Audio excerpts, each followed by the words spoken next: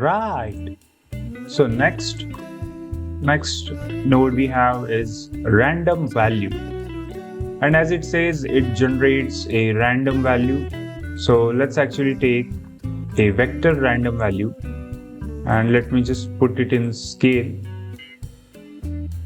Or maybe let's just take a float value and put it in scale. And as it says, it generates a random value from 0 to 1, and we can switch this seed. So let me actually take, I don't know, maybe 0.01 to maybe, I don't know, 2, right? Or maybe let's just take less than that, maybe 0.6, yeah. And let's switch between seeds, so it will generate different values for each of the seed. Really handy tool again, right? If you want, you can change. I don't think it will work with the vectors, but in the vectors we get additional options for X, Y, and Z.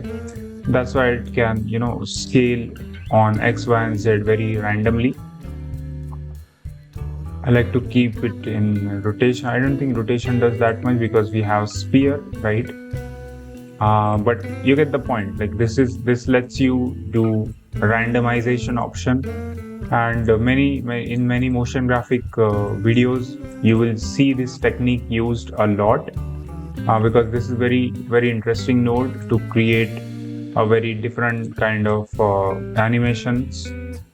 So yeah, that's it.